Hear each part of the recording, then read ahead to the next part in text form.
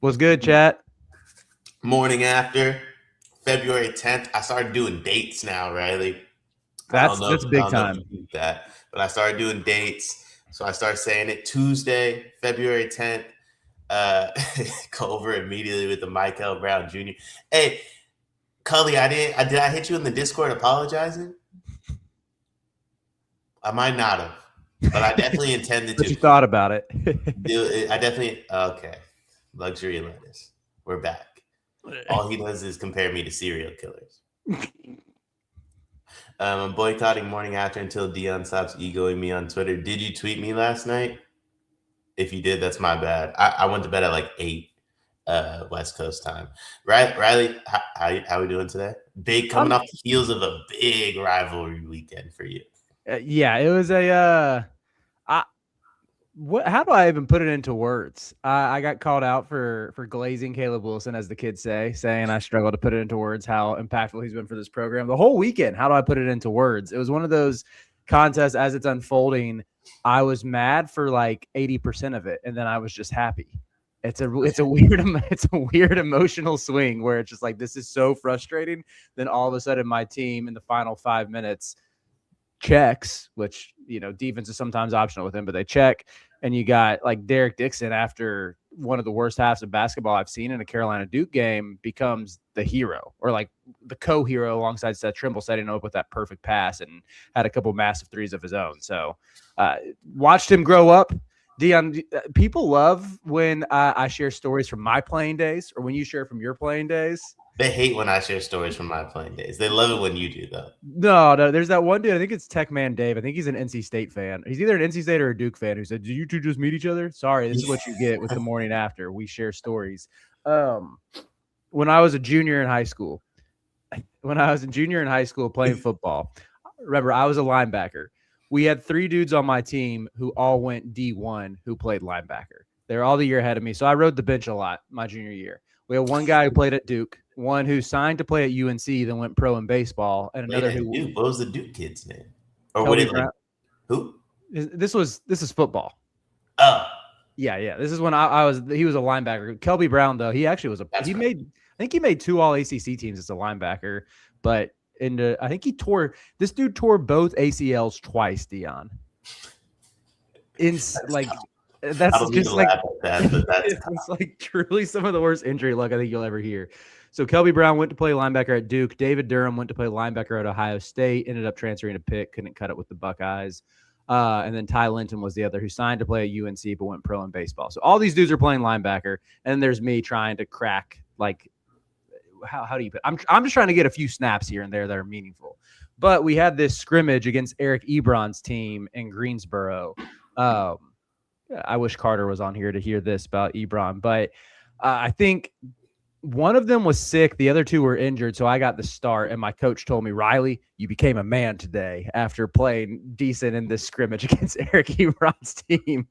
So the I, man today is crazy. it really is. So it was my D coordinator who said that. But Derek Dixon became a man in that UNC Duke game.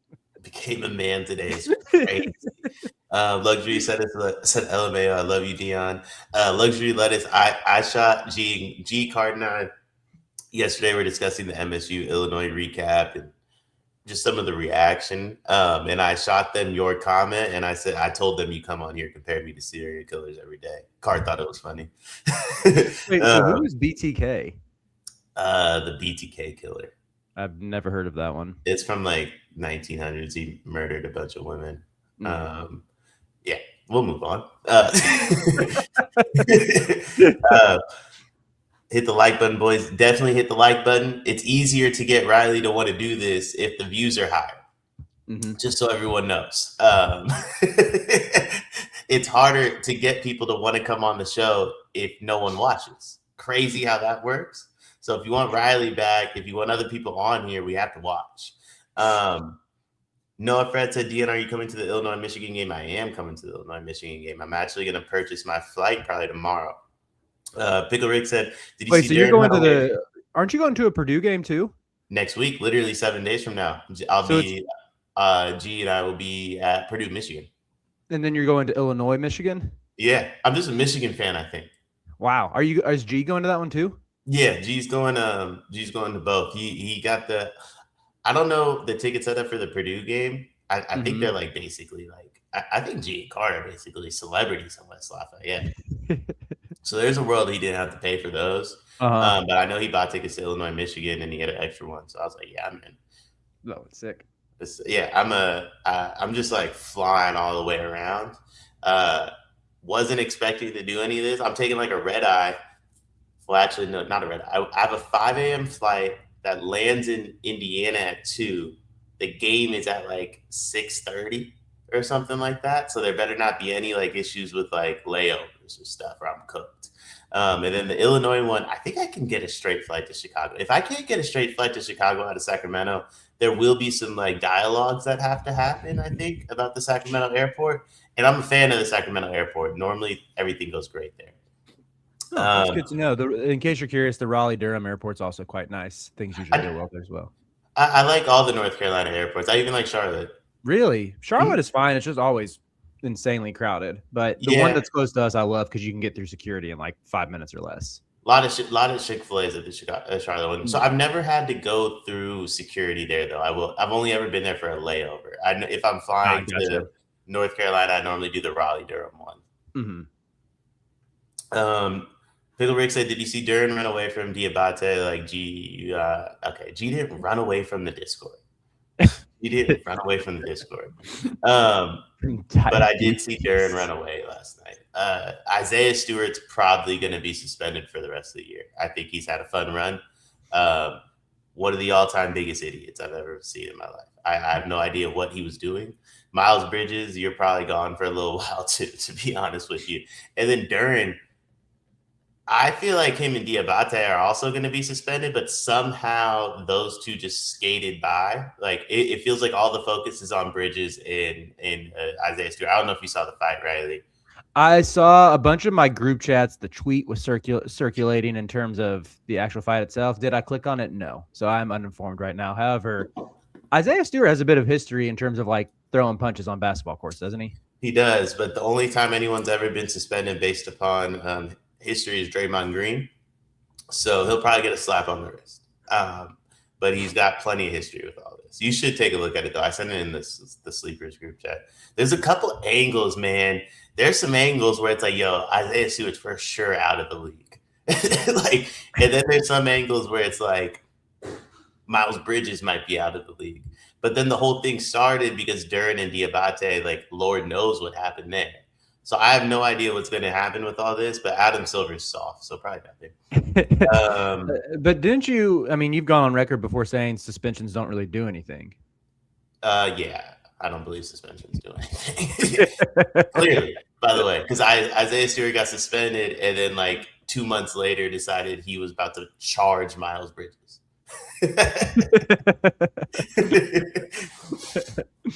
DK says, Riley, only old head UConn fans were happier than UNC fans on Saturday.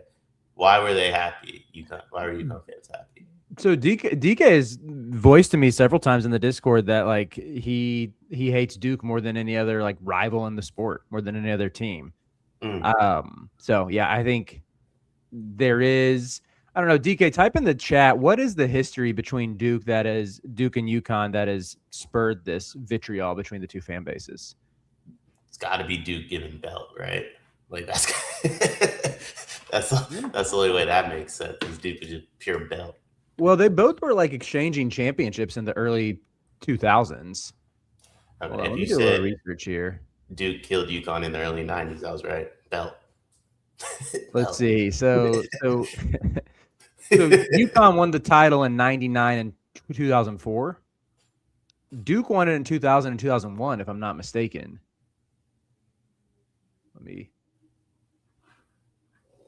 99 was... There's a big-time player that was on UConn in 99. Who was it? Was it... So they beat Duke in 99. Who would have been on that? Shane Battier was on the Duke team that won. I know that. So Battier was on it. So Duke won in 2001. I always confuse their back-to-back titles because they won 91 and 92. They didn't win again in 2001. Who was on that UConn team? Chat. Who was on that 99 UConn team? Ray Allen would have been before that, wouldn't he have been? Rip Hamilton. Okay. Rip Hamilton. Yeah. Yep. Hoop knowledge, by the way. By me. Didn't know the name, but I knew there was somebody important on that team. Also, just so everybody knows, anyone that wants to tell me I don't know who, please refer to Ant Wright's tweet last night, where he basically said I was correct. Wait, what was this about? What was this about? So have you seen the viral Jaden Ivey play where he just smashes somebody with the basketball like in the stomach? I think he smashed. I think it was Anthony Simons. Mm-hmm. He asked, like, he put a tweet out saying, like, can somebody explain what was going on? And I explained it, and then he like made a video basically saying that he calls me Gary Coleman all the time, but he's as in like what you talking about, Willis Gary Coleman? Yeah, like the really small one. Yeah. But he made a video like breaking down the play, and then he included my tweet saying that I had it correct. Well, he said Gary Coleman had it right. Geez, Gary Coleman was 4'8". Yeah. He's been dead for almost 16 years. Really? Yeah. Kind of sad. I had no idea. Died at a young age. Connor says, so do we think it's going to stay Arizona and Michigan as the top two teams after this tough stretch for AZ? By the way, Arizona's tough stretch, 1 loss. on the road in Allen Fieldhouse at a place they said repeatedly where they don't lose on big Monday games. Connor said so far. Who does Arizona play this weekend before I answer this? I think it's a tough game. Let me look it up. Because this is where like it's the backloaded schedule. So they got Texas Tech at home. Connor means all the way through this schedule. Got you. Okay. So they play Texas Tech at home. That's a win. They play BYU at home. That's a win. They go at Houston. That's probably a loss, but it's winnable. Yeah. Even these games that are quote unquote home, like they get Kansas and Iowa State late February into early March. I feel like they're just not going to lose in the Mikel Pavilion. That team is so good in front of their home crowd, especially it's like the energy in there. You can feel it through the TV screen. And I think the style of basketball they're playing this year, which granted has been in keeping with what Tommy Lloyd's done since he's been there, they just play at such a high pace, and there's a ton of dunks and forced turnovers and length up and down the court and timely made threes, even when they don't take a lot of them. It's just very conducive to getting your fan base to go insane for a group of students and presumably some alums, but let's say mainly students who are already wild and out night in, night out in the Mikel Pavilion. Yeah, I can't really see them losing at home, even when they have like these really tough opponents coming into town. Yeah, I think they go 28-2. I think they go 28-2. I think it'll be. They'll be fine, and I do think they probably finish second. Who could really pass them? You know. Yeah, I still think they're better than Michigan as of now, although there could be some truth telling that happens in these next few weeks. I mean, Michigan, they have 2 cupcakes coming up. They go at Northwestern, home for UCLA. Those should both be double-digit wins. At Purdue, a game where you'll be in the building.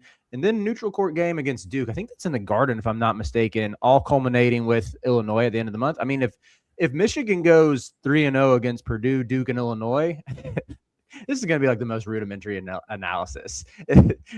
My answer is going to come down to who has a better record in the big games between these two teams. That's what you come to Sleepers for, everybody. If you win, you will be ranked higher than if you lose. As I was hashing this out, I was like, I'm going to make an impassioned plea where like Michigan can blow out these good teams and you have to put them number 1. Then I just realized we literally just talked about Arizona's backloaded schedule. Arizona could very well do the same. And then we're right back to where we've been, where it's just like, who's better between these two teams? I'm still leaning Arizona for now, though. I do not think Arizona is soft, as Jose is saying in the chat. You think he thinks Arizona is soft? I think they are the opposite of soft. I just want that on the record. I think I've talked about this some with Subi, that with Tommy's team this year, I like to call him just Tommy. Just know me and him are on a first name basis. With Tommy's team this year, there's a little less skill than you're used to seeing with those early Arizona teams, like the two bigs that they were running his first couple of years was like one of them, like Azuolas Tubelis, could always dribble, pass, and shoot. You could run stuff through him. You don't see that as much anymore with Krivas and Awaka. They can still get to the high low, but that's kind of it. I mean, I know Pete can do a little bit off the bounce in terms of self creation, but I still think of him as more as bowling ball, wrecking ball type. But I think they've sacrificed some of that skill for an added level of physicality and toughness, and it's largely paying off. So you're seeing less threes and everything, but I mean, they dominate the glass. I think they said it last night on the broadcast. They haven't been out-rebounded in a game all year, and it's a formula that's working because even in previous years, like they've always been really good on the offensive glass. Now they're making up for it on the other end too, ending possessions when they're on defense. And it's like if you can't get second chance points against this team, they're going to light you up in their own right, and they're going to kill you on the offensive glass. And like you can't afford to have short possessions against them, but no one's been able to do that really outside of Kansas. To be honest, I didn't hear nothing you just said. I got I just got a crazy word text I was reading. Be honest, I didn't hear nothing you said. And I was trying to read the chat all at the same time. Arizona, good rebounding team. Arizona, big physical tough. That was the gist of it. Agreed. Agreed. Who you got tonight? Purdue, Nebraska. Who's the MVP?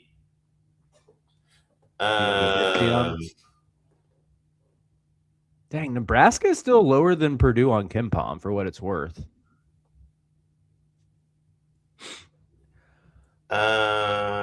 Man, it's so hard for me not to say Purdue, but I think Nebraska. I think it's Nebraska too. I just can't shake what like a 3-game losing streak. You blow out Maryland, who everybody's been doing that. Following that up with a 4-point home. My bad, Riley, but we got a big donut. Wow. We got 50 from my dog Fan. My bad on the short joke last night game. I lost sight of the big picture for a second there. Midweek treat on me. See you in a few weeks, my dog. Appreciate that, fam. My dog. Do we know where these donations go yet? Has that been? They go to cart. They for sure go to cart. So like, I just appreciate that they happen. But like the first week when we were getting donations, I go, cart, I'm never gonna see these. Are you? He's like, no way. I still think like we are owed a breakfast from the first one we did when Matt Moderno gave $15. Bro, we've gotten like $300 or $400 in donations that we're just never gonna see. We're never gonna see. Maybe they'll go to like my flight to Indy, your flight to Indy. I don't know.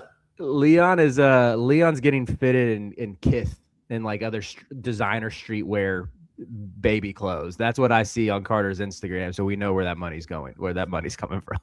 Whatever. I just. And I know it's all 100 fire Dion from Kane Boozer. I feel like for all the people that hate me, it's one of those things where like you would miss me so much if I was gone though. Mm-hmm.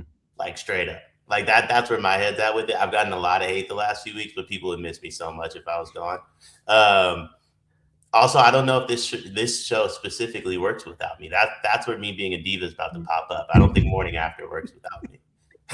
Dion, do you remember when we first started like dabbling and doing content with each other on those Spotify green rooms in like the summer of 2022? Yeah. At the time, how much like were you actually like back then? How much were you watching college hoops compared to the NBA? Like prior to like February, it was probably. So basically, my timeline of events back then, I had a lot more free time on my hand by the way. I probably watched college basketball October, November, and then I wouldn't really touch it until conference play.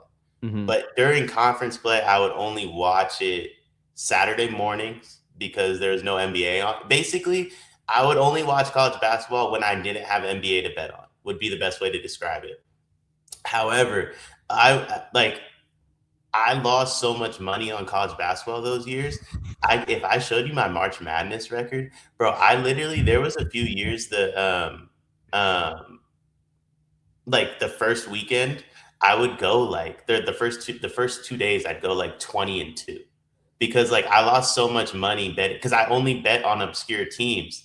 because all the good teams played in prime time slots. Right. So I'm sitting here betting on like I hit who was the team that beat Virginia? Maryland With Eastern Shore or something like that. UMBC? You mean like Yeah. back in 2018? Yeah. I hit them money line because I watched them play their conference championship the week before, and I said, "Yo, they have some athletes." So I bet the money line and like plus 35.5 that year. But I didn't. I can't honestly say I watched like in North Carolina. I probably the first time I was tapping into them was like March, and then. Now I don't watch the NBA really at all, if I'm being completely honest. But I will say that started to happen before sleepers. 2022, and Akil can attest to this because we were in the same group chat. I used to tell everybody the league is terrible. Like when the Warriors won in 22, I said, yeah, man, like we're not good. Like this is a really bad team. This is Otto Porter Jr. and Nemanja Bjelica. Now they were on the roster. We won a championship with those two, and then we revived Andrew Wiggins, and Jordan Poole was good. That was when I knew like I can't do the NBA thing anymore. That was, it's funny. I had a friend who used to do actually like he worked in data analytics for the Warriors, and he always like swore to me during that run that Belly, as he always called him, Nemanja Bjelica, was like integral to the team's success. Yeah, he was. That was a problem. He was so integral to our success. I do remember like that in 2022. So I always pick up with the NBA for the playoffs. I usually lock into that, even though I don't know, like, I'm a Bron guy as the Lakers have been struggling in recent years. I've been a little less emotionally invested, but that 2022 series, I just remember being really bored with it in the finals with the Warriors and the Celtics. Like the biggest storyline was that Tatum was doing cringy Kobe stuff every day. Yeah. Although the Olympics in 2024 kind of got me back into it. I loved the Celtics series because me and JK, I got to go at JK. Akil donated 55. He said two things: Kobe stinks, and then listen to Don Toliver's new album. Akil, you can pay me however much money you want. I'm not listening to that album. Dion, what is your Spotify Wrapped? Who are like your top 5 artists? NBA YoungBoy, EBK J-Bo, probably Drake, if I had to be honest. What about Rugrat? That dude you sent me that one time. Listen, if he's got new stuff out, for sure. But 1900 Rugrat goes crazy. Hey, by the way, Kentucky hasn't been the same since they stopped using him for TikToks. I'm just be the one to say it. They haven't been the same since they stopped using 1900 for TikToks. But NBA YoungBoy, Drake, EBK J-Bo. Hold on, let me see. Probably.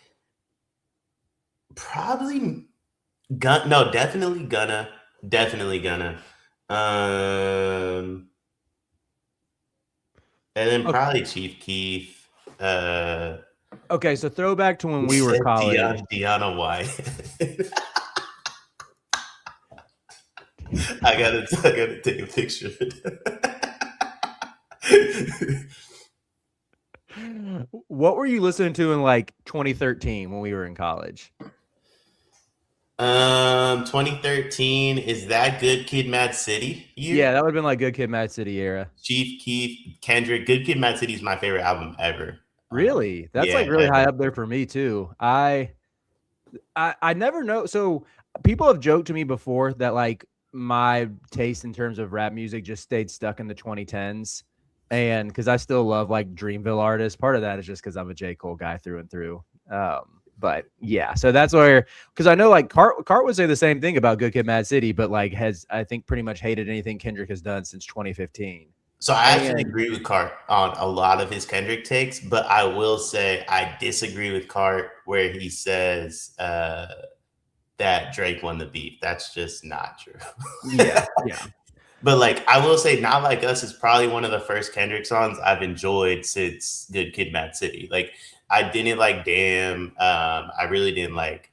Well, To Pimp a Butterfly, I thought was terrible. Wow. See, I love both. I love To Pimp a Butterfly. I love Damn. I hated Mr. Morale and the Big Steppers. Didn't even listen to it. You didn't miss anything. I like GNX though. I thought GNX was really good. I like the TV Off thing. TV Off is good. Yeah. What's the song where he like changes the beat midway through, or was that TV Off? That's TV Off. Okay, I only like the front half. Really? So once it hits the mustard, you're out. Yeah, so I'm a mustard guy. Basically, if I muzzle on a beat, just know Dion's listening. Not like us only got to play because I heard that early. I said, okay, we got something here. Because I thought I didn't like All Right. I thought it was relatively boring until Not Like Us, if I'm being honest with you. Can I address some allegations right now? Again, said I like Luke Bryan from Cade and Boozer. I do not listen to pop country. You will never catch me listening to any of that. I've shared this on the show. Dion, you might know this about me. I like I listen to like rap and then various forms of metal, like different subgenres, like death metal, black metal, doom, sludge, things like that you would be like, wow, I didn't know that this was really in your bag. But yeah, I like heavy music and I like rap and then a little bit of like some alt rock here and there. So I beat any sort of Luke Bryan allegations. I've not listened to Luke. I don't listen to Garth Brooks. He sounds like a backup on the Hornets, by the way. I do want to say something. Everybody was trashing the Bad Bunny halftime. I don't understand why, dog. Oh my gosh, now I'm getting Kid Rock allegations. Yeah, that's tough. It's tough to see. Kid Rock, one of the all-time great WWE wrestlers, though. A lot of people forget. Was that Kid Rock? Is Kid Rock the one that dated Britney Spears or married Britney Spears? No, that was Kevin Federline. Kevin Federline, one of the all-time great WWE wrestlers. You're basically the same dude, though. My dog K-Fed. K-Fed had a moment. He did. I think in a WWE ring, him and John Cena rap battled. And 12-year-old me was like in on all of it. Did you watch Royal Rumble last weekend? I watch all the wrestling stuff, man.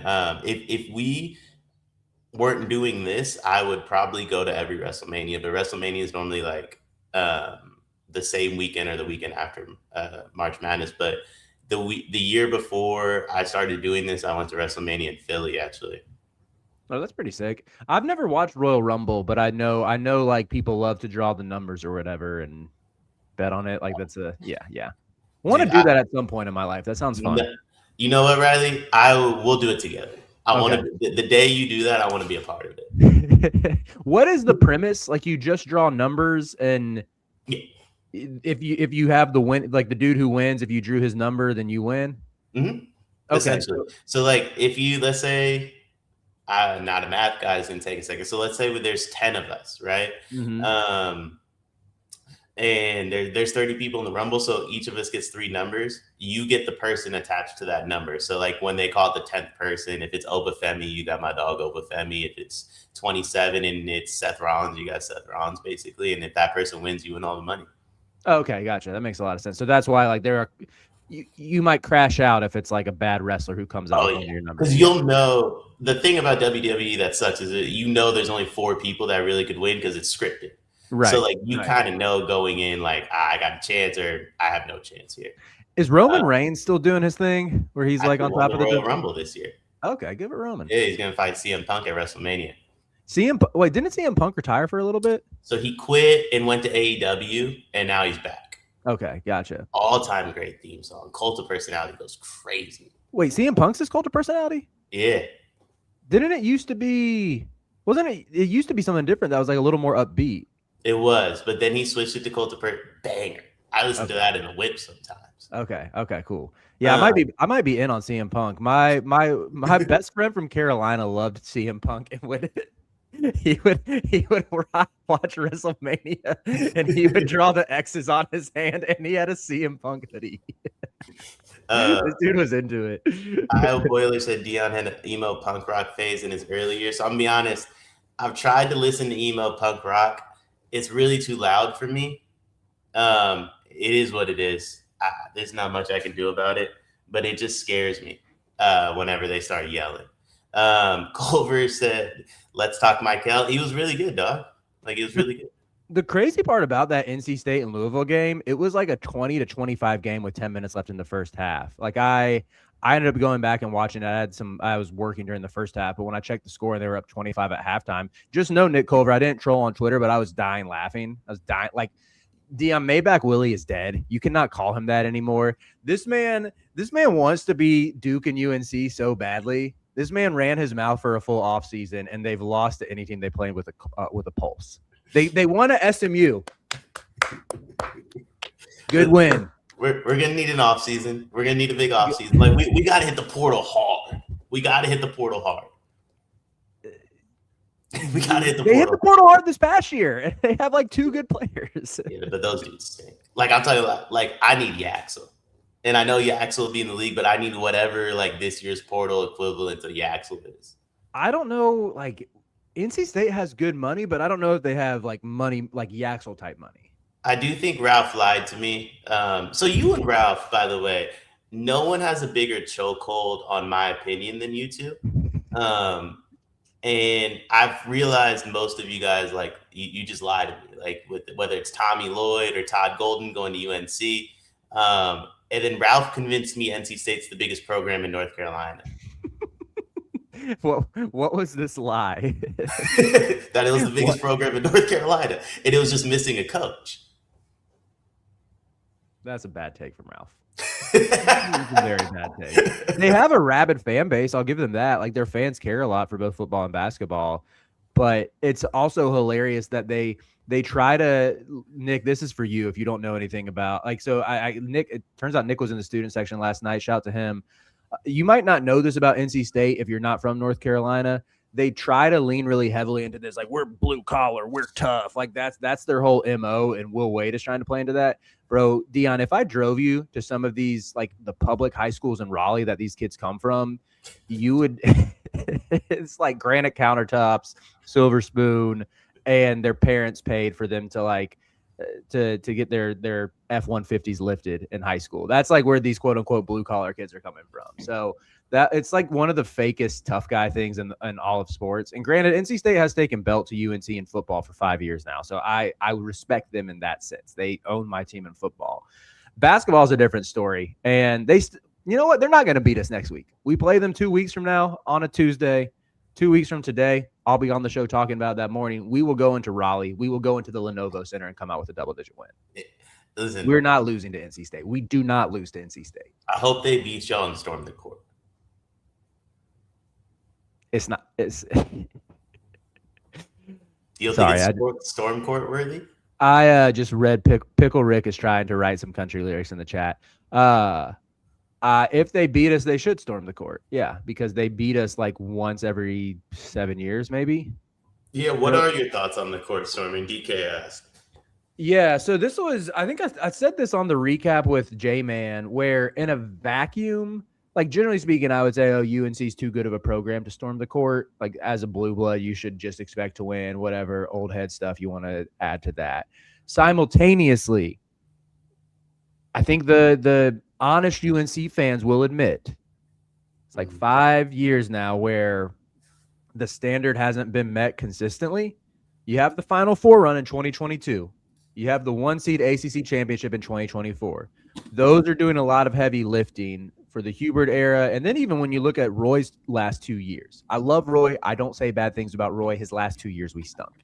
I know I just contradicted myself, but that's like the only bad thing I'll say about Roy. So that's like a 7-year stretch where as a whole, the program has not been where it was in the 90s, in the early 2000s, and the latter half of the 2010s. People forget Roy Williams, much like Bill Self is doing right now, much like Tom Izzo is doing right now, caught a second win in the 2010s, 2016 through 2019, strictly 1 and 2 seeds, 1 national championship, another Final Four in there.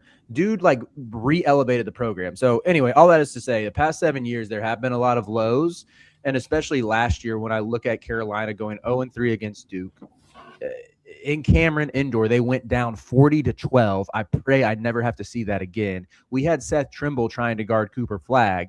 Like, when you factor in all of that and what students went through last year, I'm like, let the kids have fun and storm the court. They watched a lot of bad hoop last year. They watched a lot of bad hoop. So I'm really pro court storming, man. Like, I really don't care what it is. Like, Kansas should have stormed last night. You just beat undefeated Arizona. I don't care if you're ranked number 9. I'm not like this. We're holier than thou. Like, we're bigger than that. No. Storm the court.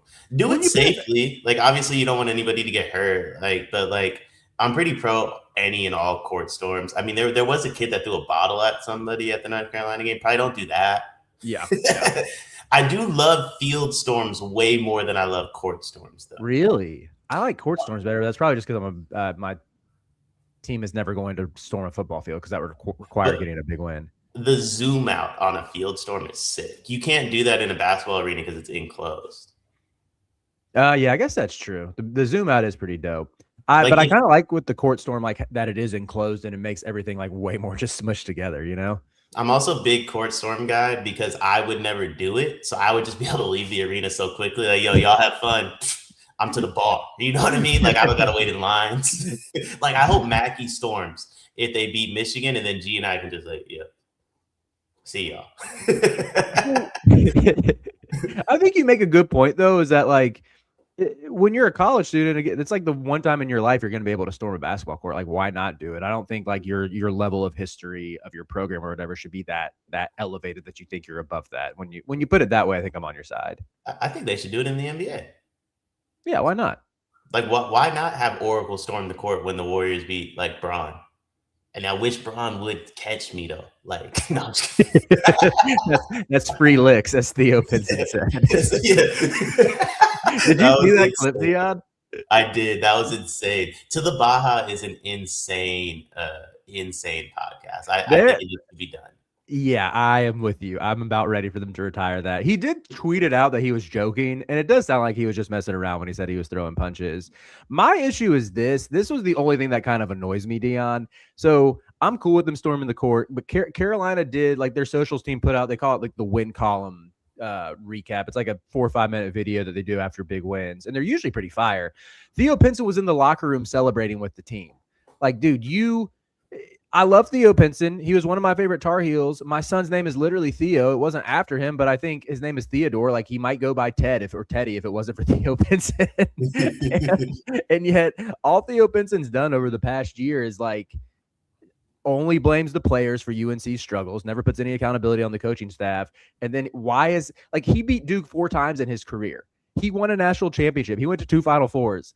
Like, let the current team have its moment celebrating in the locker room. You don't need to be in there with them. You are not on the coaching staff. Like, I mean, you and I have discussed Theo Pinson before, right? Yeah, you hate him, don't you? Yeah, he's an all-time clown. From that Mavs Warriors series, one of the biggest clowns in the history of the league. And then, like, by the way, like, he averaged 10 once in college, buddy. Like, no, this is what I'm talking about, bro. North Carolina used to mean something. Theo Pinson should not be a big deal.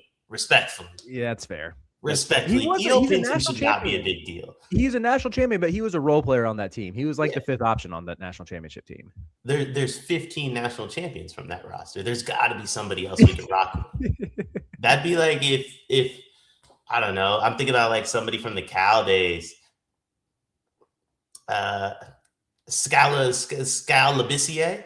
Yeah, bro. Like what? Like if that was Cal's claim to fame was Scal Labissiere. You know what I mean? Like North Carolina used to mean something, dog. Like this, I'm bringing this program back. I texted this to Riley over the weekend. He watched Duke, North Carolina on a delay. It's my personal goal to make it to where Riley wants to watch games live again. The delay stuff it's literally because I have a 2-year-old whose bedtime usually conflicts with the tip-off. That is why I watch on a delay. Well, Theo, it's my goal that I want Theo to want to stay after the game. I would love for him to stay up for the game, but the dude needs he needs to sleep, because if he's up for the game, if he stays up late, that doesn't mean he just magically sleeps in the next day. That means he still wakes up early and he's just like mad because he didn't get enough sleep. But he'd be happy because it was Duke UNC. It's true. It's not your fault. It's not Theo's fault. It's a different Theo's fault. It's Pinson's fault. He started the downfall of this rivalry. This is an incredible spin zone for like all of UNC fans' frustrations, where it's like, oh, Roy's last 2 years are rough. Hubert's been really volatile. No, it's just Theo Pinson's fault. Theo Pinson, man. Once he became important for North Carolina, how can you be a blue blood? Okay, we're still a blue blood though. Yeah, but it makes it harder. Theo Pinson makes being a blue blood harder. No comment. That's the show for the day, everybody. Fam, Mikel, thank you for the donations. Comment section, you guys were lit today. This was a very fun one. We'll be back tomorrow. Riley, are you doing Wednesdays too? I know we discussed the back-to-back, but that is a lot. I don't want to. Yeah, I will not be on tomorrow. I will not be on tomorrow unless it's intentionally by design to be a surprise. I might I will not. you might catch me at an Aldi or something. Like usually I do some grocery. I'm with Theo on Wednesday morning, so we might hit up a little grocery store action, and might pop out, as the kids say, at an Aldi and show.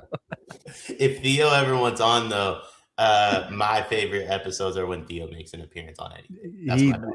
He does love making an appearance. Also, can I just reference? Okay, Coda to Jameson, Jedi Shogun, both I'm assuming are Carolina fans.